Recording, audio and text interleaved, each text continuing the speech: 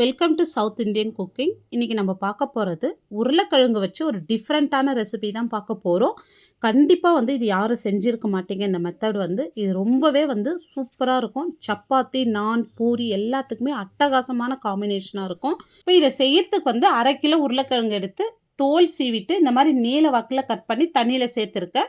இப்போ இதை ரொம்ப மொத்தாக கட் பண்ணக்கூடாது. இந்த அளவுக்கு மெலிசாக கட் பண்ணி எடுத்துங்க. ரொம்ப திக்காக இருந்துச்சுன்னா வேகிறதுக்கு லேட் ஆகும். இப்போ இந்த அளவுக்கு இருந்தால் போதும். இப்போ நம்ம தண்ணியிலேருந்து வேற ஒரு பவுலில் மாற்றிட்டு இப்போ இதிலேயே 1.5 ஸ்பூன் காஷ்மீரி மிளகாத்தூள் சேர்த்துக்கிறேன். இது காரம் கம்மி, ஆனால் நல்ல கலர் கொடுக்கும். இப்போ 1/4 ஸ்பூன் மஞ்சள் தூள், இதுக்கு தேவையான அளவு உப்பு சேர்த்துங்க.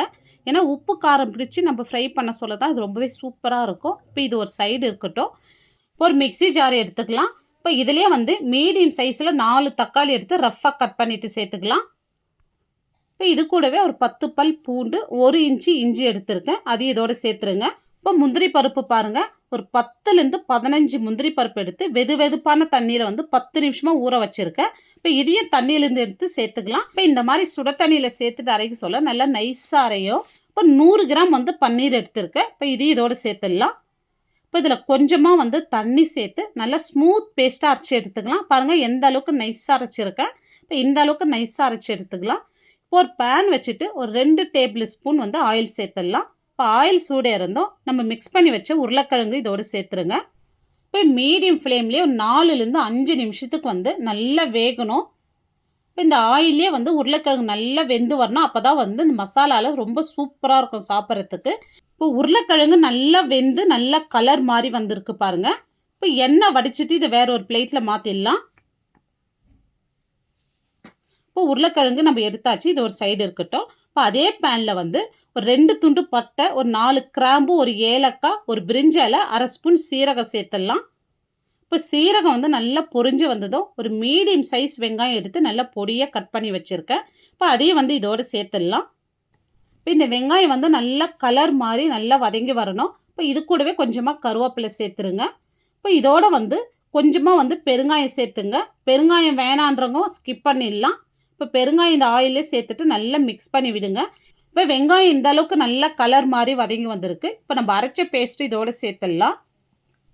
இப்போ இதை சேர்த்துட்டு இந்த ஆயிலே நல்லா கலந்து விடுங்க. நம்ம தக்காளி, இஞ்சி, பூண்டுலாம் அப்படியே சேர்த்துருக்கோம். இப்போ அதனால் இது பச்சை வாசனை போகிற வரைக்கும் இது நல்லா கொதிக்கிட்டோம். இப்போ இந்த மாதிரி ஒரு கொதி வந்ததும் மிக்ஸி ஜார்லேயே கொஞ்சமாக தண்ணி சேர்த்துட்டு அதையும் இதோட சேர்த்துங்க. இப்போ திக்காக இருக்குது பாருங்கள். இப்போ அதனால் இன்னும் கொஞ்சமாக தண்ணி சேர்த்து இந்த அளவுக்கு கன்சிஸ்டன்சி இருக்கட்டும். இப்போ இது ஆற நல்லா திக்காக வரும். கொஞ்சம் எக்ஸ்ட்ராவே தண்ணி சேர்த்துங்க. இப்போ இது நல்லா கொதிக்கிட்டோம். இப்போ பாருங்கள் நல்லா கொதிச்சு இந்த அளவுக்கு நல்லா திக்காய் வந்திருக்கு.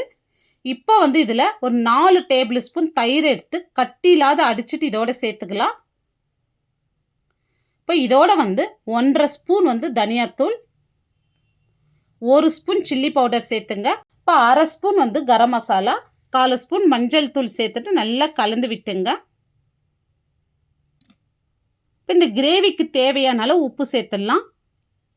இப்போ நம்ம ஃபஸ்ட்டே உருளைக்கிழங்குல 1.5 ஸ்பூன் சேர்த்தோம். இப்போ 1 ஸ்பூன் சேர்த்துருக்கோம். உங்கள் காரத்துக்கு தகுந்த மாதிரி நீங்கள் சில்லி பவுடர் அட்ஜஸ்ட் பண்ணிங்க. இப்போ இது எல்லாம் நல்லா கலந்து விடுங்க.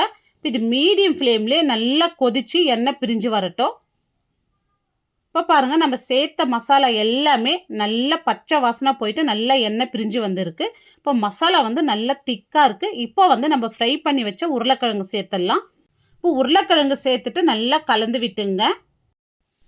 இப்போ இது மீடியம் ஃப்ளேமில் நல்லா கொதித்து எண்ணெய் பிரிஞ்சு வரட்டும். இப்போ வெறும் கடாயில் கொஞ்சமாக கசூரி மேத்தி சேர்த்து நல்லா வறுத்து எடுத்துக்கலாம். இப்போ வறுத்த கசூரி மேத்தியை இந்த மாதிரி க்ரஷ் பண்ணிவிட்டு சேர்த்துங்க. இந்த மாதிரி சேர்க்க சொல்ல இந்த கிரேவி ரொம்ப வாசனையாக இருக்கும். இப்போ பாருங்கள் நல்லா எண்ணெய் பிரிஞ்சு கிரேவி நல்லா திக்காய் வந்திருக்கு.